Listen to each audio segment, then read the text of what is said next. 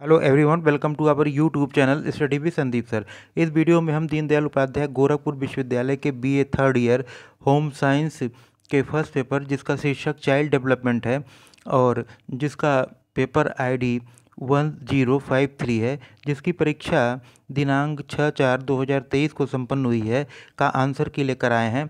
तो आइए सन 2023 के BA third year home science के फर्स्ट पेपर चाइल्ड डेवलपमेंट के पेपर को हम लोग देखते हैं कि उसमें कौन कौन से प्रश्न आए थे और उनके क्या सही उत्तर हैं। तो इस प्रश्न पत्र में कुल 50 प्रश्न आपसे पूछे गए थे और उसमें से आपका जो पहला प्रश्न है वह है कि किशोरावस्था की उम्र है, age of adolescence is. Option A दिया है कि 10 से 13 वर्ष, ऑप्शन बी 13 से 18 वर्ष, ऑप्शन सी 19 से 30 वर्ष, ऑप्शन डी 30 से 60 वर्ष। तो इस प्रश्न का जो सही उत्तर होगा वो होगा ऑप्शन बी 13 से 18 वर्ष। किशोरावस्था की उम्र जो है 13 से 18 वर्ष तक होती है। तो प्रश्न संख्या 1 का ऑप्शन बी आपका सही उत्तर हो जाएगा। प्रश्न संख्या 2 को हम लोग देख लेते हैं। इसमें आपसे पूछा गया है कि हरलाख के अनुसार शैशवावस्था होती है। तो ऑप्शन ए दिया है कि 0 से 2 वर्ष, ऑप्शन बी दिया है कि 0 से 2 सप्ताह, ऑप्शन सी 0 से 6 वर्ष, ऑप्शन डी इनमें से कोई नहीं। तो हरलाख के अनुसार जो शैशवावस्था की आयु होती है वह 2 सप्ताह से 2 वर्ष तक होती है, जो कि ऑप्शन में नहीं दिया गया है। तो प्रश्न संख्या 2 का ऑप्शन डी इनमें से कोई नहीं वह सही उत्तर आपका होगा।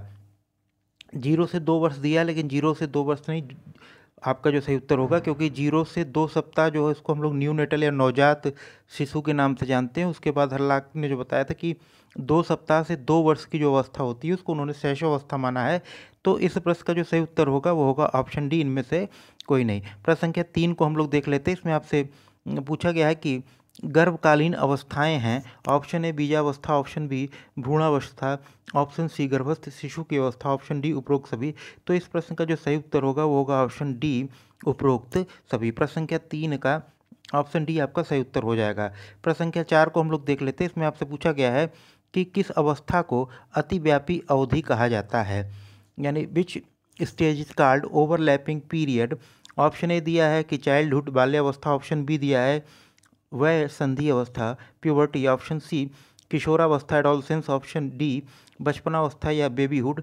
तो हम लोग वह संधि अवस्था को अतिव्यापी अवधि के नाम से जानते हैं, यानी जो प्यूबर्टी होती है उसको हम लोग ओवरलैपिंग पीरियड के नाम से भी जानते हैं। तो प्रश्न संख्या 4 का ऑप्शन बी आपका सही उत्तर हो जाएगा। प्रश्न संख्या 5 को हम लोग देख लेते हैं। इसमें आपसे पूछा गया है कि विकास का सिद्धांत है, विकास अवस्थाओं के द्वारा अग्रसर होता है। ऑप्शन बी विकास विशिष्ट से समान की ओर होता है, ऑप्शन सी विकास एक विशिष्ट अवस्था है, और ऑप्शन डी उपरोक्त सभी। तो विकास के सिद्धांत के अंतर्गत ये सभी सिद्धांत आते हैं। तो प्रश्न संख्या 5 का ऑप्शन डी आपका सही उत्तर हो जाएगा। प्रश्न संख्या 6 को हम लोग देख लेते हैं।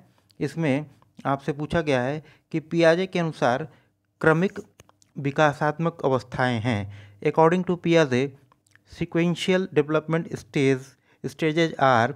ऑप्शन ए दिया है कि 3, option B 4, option C 5, option D 6। तो पियाजे ने जो क्रमिक विकास की अवस्थाएं बताई हैं वो 4 हैं। तो प्रश्न संख्या 6 का ऑप्शन बी आपका सही उत्तर हो जाएगा। प्रश्न संख्या 7 की ओर हम लोग चलते हैं, उसको देख लेते हैं उसमें क्या पूछा गया है। इसमें आपसे पूछा गया है कि पियाजे के अनुसार 2 से 7 वर्ष की अवस्था को कहा जाता है। अकॉर्डिंग टू पियाजे 2 to 7 years is called. Option A दिया है कि sensory motor, option B preoperational, option C formal operational, option D none of these. तो पियाजे के अनुसार 2 से 7 वर्ष की जो अवस्था होती है उसको हम लोग प्री ऑपरेशनल स्टेज के नाम से जानते हैं। तो प्रश्न संख्या 7 का ऑप्शन बी आपका सही उत्तर हो जाएगा। प्रश्न संख्या 8 को हम लोग देख लेते हैं। इसमें आपसे पूछा गया है कि मॉन्टेसरी विधि के प्रतिपादक हैं। ऑप्शन ए दिया है फ्रॉबेल, ऑप्शन बी पियाजे, option C madam Maria, option D उपरोक्त में से कोई नहीं। तो जो 4 ऑप्शन दिए गए इसमें से आपका जो सही उत्तर होगा वो होगा option C madam Maria.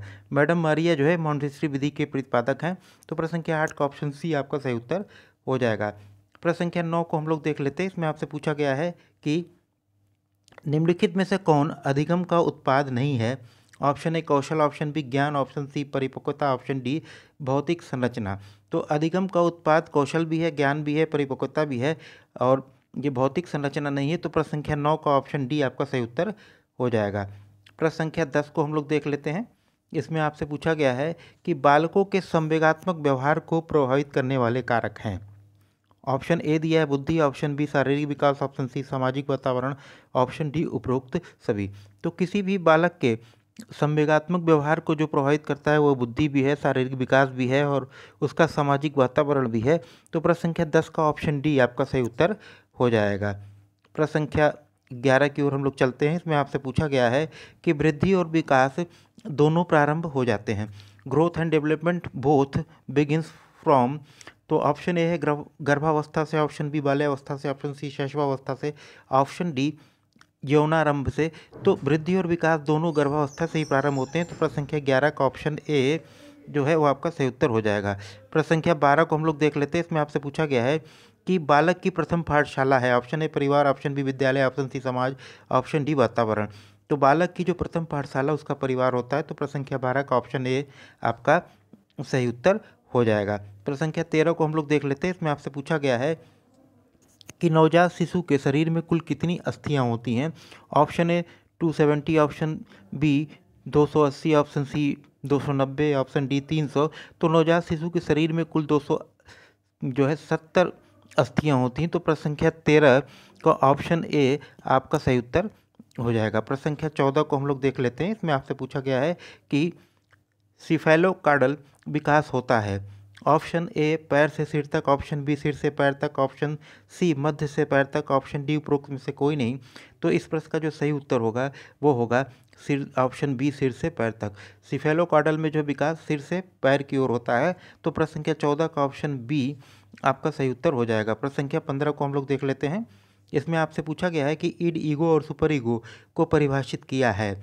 Option A Pavlov ने, ऑप्शन बी फ्रायड ने, ऑप्शन सी एरिक्सन ने, ऑप्शन डी स्टर्न ने। तो ईड, ईगो और सुपर ईगो को जो कॉन्सेप्ट है या उसको जिसने परिभाषित किया है वह है सिगमंड फ्रायड। यानी प्रश्न संख्या 15 का ऑप्शन बी आपका सही उत्तर हो जाएगा। प्रश्न संख्या 16 को हम लोग देख लेते हैं। इसमें आपसे पूछा गया है कि निम्न में से कौन नर्सरी स्कूल का उद्देश्य नहीं है। ऑप्शन ए अच्छी आदतों का निर्माण, ऑप्शन बी संवेगात्मक परिपक्वता का विकास, ऑप्शन सी निर्भरता का विकास, ऑप्शन डी सृजनात्मकता का विकास। तो नर्सरी स्कूलों का जो उद्देश्य अच्छी आदतों का निर्माण भी करना है, संवेगात्मक परिपक्वता का विकास करना भी है और सृजनात्मकता का भी विकास करना है। निर्भरता का विकास ये नर्सरी स्कूल का उद्देश्य नहीं है। तो प्रश्न संख्या 16 का ऑप्शन सी आपका जो है वह सही उत्तर हो जाएगा। प्रश्न संख्या 17 को हम लोग देख लेते हैं। इसमें आपसे पूछा गया है कि नर्सरी स्कूल शिक्षिका को होना चाहिए। ऑप्शन ए सौम्य, ऑप्शन बी मित्रवत, ऑप्शन सी धैर्यवान, ऑप्शन डी उपरोक्त सभी। तो नर्सरी स्कूल की जो शिक्षिका होती है उसको सौम्य भी होना चाहिए, मित्रवत भी होना चाहिए और धैर्यवान भी होना चाहिए। तो प्रश्न संख्या 17 का ऑप्शन डी जो है आपका सही उत्तर हो जाएगा। प्रश्न संख्या 18 को हम लोग देख लेते हैं। इसमें जो है बुद्धि लब्धि का फार्मूला दिया हुआ है और उसमें एक जगह खाली स्थान है उसको आपको भरना है। तो बुद्धि लब्धि यानी IQ का फार्मूला होता है MA डिवाइडेड बाई CA, यानी मानसिक एज बटे शारीरिक आयु या mental as upon chronological age IQ बराबर होता है। तो खाली स्थान पे हम लोग IQ भरेंगे। तो प्रश्न संख्या 18 का ऑप्शन सी आपका सही उत्तर हो जाएगा। प्रश्न संख्या 19 को हम लोग देख लेते हैं। इसमें आपसे पूछा गया है कि निम्न में असंगत बताइए, विच वन इज़ ऑड, मतलब कौन सा अलग है तीनों चारों में। तो पेपर ए, ऑप्शन ए है paper cutting, option B painting, option C paper folding और ऑप्शन डी भोजन बनाना। तो पेपर कटिंग, पेंटिंग और पेपर फोल्डिंग एक जैसे हैं कि भोजन पकाना ये अलग है। तो प्रश्न संख्या 19 का जो ऑप्शन डी होगा वह आपका सही उत्तर हो जाएगा। प्रश्न संख्या 20 को हम लोग देख लेते हैं। इसमें आपसे पूछा गया है कि प्राथमिक दांत या दूध के दांत होते हैं। तो प्राथमिक दांत या दूध के दांत बच्चे में 20 होते हैं उनकी संख्या। तो प्रश्न संख्या 20 का ऑप्शन सी आपका सही उत्तर हो जाएगा। प्रश्न संख्या 21 को हम लोग देख लेते हैं। इसमें आपसे पूछा गया है कि सूक्ष्म क्रियात्मक कौशल है which is fine motor activity. Option A चित्रकारी या ड्राइंग, ऑप्शन बी कटिंग या काटना, ऑप्शन सी ए और बी दोनों, ऑप्शन डी चढ़ना। तो सूक्ष्म क्रियात्मक कौशल में चित्रकारी और काटना दोनों आते हैं। तो प्रश्न संख्या 21 का ऑप्शन सी ए और बी दोनों आपका सही उत्तर हो जाएगा। प्रश्न संख्या 22 को हम लोग देख लेते हैं। इसमें आपसे पूछा गया है कि फ्रायड के अनुसार ईड है। ऑप्शन ए वस्तु, ऑप्शन बी भावना, ऑप्शन सी अचेतन, ऑप्शन डी उपरोक्त सभी। तो इड फ्रायड के अनुसार जो इड अचेतन है, तो प्रश्न संख्या 22 का ऑप्शन सी आपका सही उत्तर हो जाएगा। प्रश्न संख्या 23 को हम लोग देख लेते हैं। इसमें आपसे पूछा गया है कि नवजात शिशु का भार होता है, ऑप्शन ए 2 से 2.5 kg, ऑप्शन बी 2.5 से 3 kg, ऑप्शन सी 3 से 3.5 kg और ऑप्शन डी 3.5 से 4 kg। तो नवजात शिशु का जो भार होता है वो 2.5 kg से 3 kg के बीच में होता है। तो प्रश्न संख्या 23 का ऑप्शन बी आपका सही उत्तर हो जाएगा। प्रश्न संख्या 24 को हम लोग देख लेते हैं। इसमें आपसे पूछा गया है कि उत्तर बाल्यावस्था को कहा जाता है, late childhood is also known as. Option A दिया है कि खेल की आयु या प्ले एज उसको, ऑप्शन बी टोली की आयु gang age, option C teen age या ऑप्शन डी कौशल आयु। तो उत्तर बाल्यावस्था को हम लोग गैंग एज या टोली की आयु के नाम से भी जानते हैं। तो प्रश्न संख्या 24 का ऑप्शन बी आपका सही उत्तर हो जाएगा। प्रश्न संख्या 25 को हम लोग देख लेते हैं। इसमें आपसे पूछा गया है कि मनोविश्लेषणात्मक सिद्धांत प्रतिपादित किया गया था, option A Sigmund Freud, option B Jean पियाजे, option C Terman, option D Tortora. तो मनोविश्लेषण सिद्धांत साइको एनालिटिकल थ्योरी जो है वो सिगमंड फ्रायड का है। तो प्रश्न संख्या 25 का ऑप्शन ए आपका सही उत्तर हो जाएगा। प्रश्न संख्या 26 को हम लोग देख लेते हैं। इसमें आपसे पूछा गया है आकार और लंबाई में दिखाई देने वाला परिवर्तन कहलाता है, ऑप्शन ए वृद्धि, ऑप्शन बी विकास, ऑप्शन सी ए और बी दोनों, ऑप्शन डी समान प्रक्रिया। तो आकार में, लंबाई में, भार में, ऊंचाई में, ये जो सारे परिवर्तन होते हैं इसको हम लोग ग्रोथ या वृद्धि के नाम से जानते हैं। तो प्रश्न संख्या 26 का ऑप्शन ए आपका सही उत्तर हो जाएगा। प्रश्न संख्या 27 को हम लोग देख लेते हैं। इसमें आपसे पूछा गया है कि बच्चे की समाजीकरण की प्रक्रिया प्रारंभ होती है, ऑप्शन ए घर से, ऑप्शन बी मित्र से, ऑप्शन सी स्कूल से, ऑप्शन डी उपरोक्त में से कोई नहीं। तो बच्चे की जो समाजीकरण की प्रक्रिया है वह उसके घर से ही प्रारंभ होती है। तो प्रश्न संख्या 27 का ऑप्शन ए आपका सही उत्तर हो जाएगा। प्रश्न संख्या 28 को हम लोग देख लेते हैं। इसमें आपसे पूछा गया है कि गर्भावस्था होती है, period of pregnancy is, option ए 240 दिनों की, ऑप्शन बी 280 दिनों की, ऑप्शन सी 360 दिनों की, ऑप्शन डी 180 दिनों की। तो गर्भावस्था की अवधि 280 दिनों की होती। तो प्रश्न संख्या 28 का ऑप्शन बी आपका सही उत्तर हो जाएगा। प्रश्न संख्या 29 को हम लोग देख लेते हैं। इसमें आपसे पूछा गया है कि बालक के शरीर में अनेक परिवर्तन किस अवस्था में होते हैं, ऑप्शन ए दिया है कि बाल्यावस्था में, ऑप्शन बी किशोरावस्था में, ऑप्शन सी प्रौढ़ावस्था में, ऑप्शन डी उपरोक्त सभी में। तो प्रश्न संख्या 29 का जो 4 ऑप्शन दिए गए हैं उसमें से सही उत्तर आपका होगा ऑप्शन बी किशोरावस्था। प्रश्न संख्या 29 का ऑप्शन बी आपका सही उत्तर हो गया। प्रश्न संख्या 30 को हम लोग देख लेते हैं। इसमें आपसे पूछा गया है कि गेस्टाल्ट के सिद्धांत का प्रत्यक्ष संबंध है, ऑप्शन ए प्रेरणा से, ऑप्शन बी वृद्धि से, ऑप्शन सी सीखने से, ऑप्शन डी विकास से। तो गेस्टाल्ट का जो सिद्धांत है वो सीखने से संबंधित है। तो प्रश्न संख्या 30 का ऑप्शन सी आपका सही उत्तर हो जाएगा। प्रश्न संख्या 31 को हम लोग देख लेते हैं। इसमें आपसे पूछा गया है कि बबलाना, babbling is a process of. तो बबलाना एक प्रक्रिया है, ऑप्शन ए नैतिक विकास का, ऑप्शन बी संज्ञानात्मक विकास का, ऑप्शन सी भाषा विकास का, ऑप्शन डी उपरोक्त में से कोई नहीं। तो बबलाना जो है वो भाषा विकास की एक प्रक्रिया है। तो प्रश्न संख्या 31 का ऑप्शन सी आपका सही उत्तर हो जाएगा। प्रश्न संख्या 32 को हम लोग देख लेते हैं। इसमें आपसे पूछा गया है कि नर्सरी शिक्षा का उद्देश्य है बालकों का बौद्धिक विकास, ऑप्शन बी शारीरिक विकास, ऑप्शन सी सर्वांगीण विकास, ऑप्शन डी सामाजिक विकास। तो नर्सरी शिक्षा का जो उद्देश्य है वो बालकों का जो है शारीरिक विकास करना होता है। प्रश्न संख्या 32 का ऑप्शन बी आपका सही उत्तर हो जाएगा। प्रश्न संख्या 33 को हम लोग देख लेते हैं। इसमें आपसे पूछा गया है कि नियोनेटल शब्द की उत्पत्ति हुई है, ऑप्शन ए दिया है नियो से, ऑप्शन बी नियो से, ऑप्शन बी नियोन से, ऑप्शन डी उपरोक्त में से कोई नहीं। तो न्यूनेट शब्द की उत्पत्ति नियो से हुई है। तो प्रश्न संख्या 33 का ऑप्शन ए आपका सही उत्तर हो जाएगा। न्यूनेट जो है नियो शब्द से उसकी उत्पत्ति हुई है। प्रश्न संख्या 34 को हम लोग देख लेते हैं। इसमें आपसे पूछा गया है कि कौन सा कथन असत्य है, ऑप्शन ए दिया है कि वृद्धि गुणात्मक होती है, ऑप्शन बी वृद्धि लगातार चलती है, ऑप्शन सी वृद्धि मात्रात्मक होती है, ऑप्शन डी उपरोक्त सभी। तो वृद्धि जो है वो गुणात्मक नहीं होती, मात्रात्मक होती है। तो वृद्धि मात्रात्मक वाला सही है, वृद्धि लगातार चलती है ये भी सत्य है। वृद्धि गुणात्मक नहीं होती है, गुणात्मक जो है विकास होता है जिसको हम लोग माप नहीं सकते डायरेक्टली। वृद्धि को तो हम डायरेक्टली माप सकते हैं, मेजरमेंट क्या ऊंचाई और लंबाई में कितनी बढ़ोतरी हुई, आपका भार कितना बढ़ा, ये सब नाप सकते हैं, तो वो मात्रात्मक होती है। तो प्रश्न संख्या 34 का ऑप्शन ए आपका सही उत्तर हो जाएगा। प्रश्न संख्या 35 को हम लोग देख लेते हैं। इसमें आपसे पूछा गया है कि नवजात शिशु की औसत लंबाई होती है। ऑप्शन ए दिया है कि 19 inch, option B 19.5 inch, option C 20.8 inch, option D 20.5 inch. तो इस प्रश्न का जो सही उत्तर होगा वो होगा ऑप्शन बी 19.5 इंच। नवजात शिशु की औसत लंबाई होती है। प्रश्न संख्या 35 का ऑप्शन बी आपका सही उत्तर हो जाएगा। प्रश्न संख्या 36 को हम लोग देख लेते हैं। इसमें आपसे पूछा गया है, एक बच्चे का जन्म एक खाली स्लेट के रूप में होता है, यह कथन किसने दिया? तो यह कथन जो है, जो 4 ऑप्शन दिए गए हैं उसमें से आपका सही उत्तर होगा जॉन लॉक। यह कथन जॉन लॉक का है कि एक बच्चे का जन्म एक खाली स्लेट के रूप में होता है। प्रश्न संख्या 36 का ऑप्शन सी आपका सही उत्तर हो जाएगा। प्रश्न संख्या 37 को हम लोग देख लेते हैं। इसमें आपसे पूछा गया है कि बच्चे के स्थायी दांत निकलने प्रारंभ होते हैं।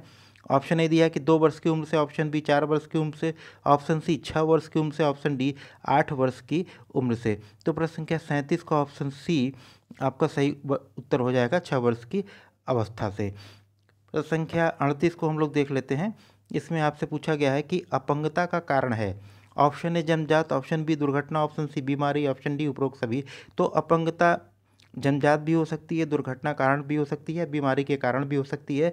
तो प्रश्न संख्या 38 का ऑप्शन डी जो है वो आपका सही उत्तर हो जाएगा। प्रश्न संख्या 39 को हम लोग देख लेते हैं। इसमें आपसे पूछा गया है किशोरावस्था में कौन सा संवेग तीव्र होता है। ऑप्शन ए दिया है कि अनुकरण का, ऑप्शन बी भय का, ऑप्शन सी प्रेम का, ऑप्शन डी ईर्ष्या का। तो प्रश्न संख्या 39 का जो है आपका ऑप्शन सी सही उत्तर हो जाएगा। प्रश्न संख्या 39 का ऑप्शन सी आपका सही उत्तर होगा प्रेम का संवेग। प्रश्न संख्या 40 को हम लोग देख लेते हैं। इसमें आपसे पूछा गया है कि किशोरावस्था शैशवावस्था की पुनरावृत्ति है, यह कथन किसका है? ऑप्शन ए हरलाक का, ऑप्शन बी जोन्स का, ऑप्शन सी थॉमसन का, ऑप्शन डी रॉबिन्सन का। तो किशोरावस्था शैशवावस्था की पुनरावृत्ति है, यह कथन जोन्स का है। तो प्रश्न संख्या 40 का ऑप्शन बी आपका सही उत्तर हो जाएगा। प्रश्न संख्या 41 को हम लोग देख लेते हैं। इसमें आपसे पूछा गया है कि अभिभावक बालक संबंध को प्रभावित करने वाले कारक हैं। ऑप्शन ए अभिभावक की अभिवृत्ति, ऑप्शन बी परिवार का आकार, ऑप्शन सी परिवार का सामाजिक आर्थिक स्तर, ऑप्शन डी उपरोक्त सभी। तो बालक और अभिभावक के संबंध को प्रभावित करने वाला कारक जो हैं वो अभिभावक की अभिवृत्ति भी होती है कि पेरेंट के क्या एटीट्यूड हैं, परिवार का साइज क्या है, आकार, और परिवार की सामाजिक आर्थिक स्थिति क्या है, ये सभी कारक बालक और अभिभावक संबंध को प्रभावित करते हैं। तो प्रश्न संख्या 41 का ऑप्शन डी आपका सही उत्तर हो जाएगा। प्रश्न संख्या 42 को हम लोग देख लेते हैं। इसमें आपसे पूछा गया है कि विशिष्ट बालकों के प्रकार हैं। ऑप्शन ए शारीरिक अक्षमता से युक्त, ऑप्शन बी पिछड़े बालक, ऑप्शन सी मध्यम बुद्धि बालक, ऑप्शन डी उपरोक्त सभी। तो विशिष्ट बालक में ये सभी आते हैं, पिछड़े बालक भी आते हैं, मंद बुद्धि के बालक भी आते हैं और शारीरिक अक्षमता से युक्त बालक भी आते हैं। तो प्रश्न संख्या 42 का ऑप्शन डी आपका सही उत्तर हो जाएगा। प्रश्न संख्या 43 को हम लोग देख लेते हैं। इसमें आपसे पूछा गया है कि प्रतिभाशाली बालक हैं। ऑप्शन ए प्रसिद्ध बालक, ऑप्शन बी विशिष्ट बालक, ऑप्शन सी विशेष बालक, ऑप्शन डी उपरोक्त में से कोई नहीं। तो प्रतिभाशाली जो बालक होते हैं वो विशिष्ट बालक के अंतर्गत ही आते हैं। तो प्रश्न संख्या 43 का ऑप्शन बी आपका सही उत्तर हो जाएगा। प्रश्न संख्या 44 को हम लोग देख लेते हैं। इसमें आपसे पूछा गया है कि किंडरगार्टन पद्धति प्रारंभ किसने किया था। Option A Montessori, option B हल्लाक, option C Froebel, option D बी ने। तो इस प्रश्न का जो सही उत्तर होगा वो होगा ऑप्शन सी फ्रॉबल। फ्रॉबल जो है वो किंडरगार्टन पद्धति को प्रारंभ करने वाले व्यक्ति हैं। तो प्रश्न संख्या 44 का ऑप्शन सी आपका सही उत्तर हो जाएगा। प्रश्न संख्या 45 को हम लोग देख लेते हैं। इसमें आपसे पूछा गया है कि बालक के संवेग संबंधित होते हैं।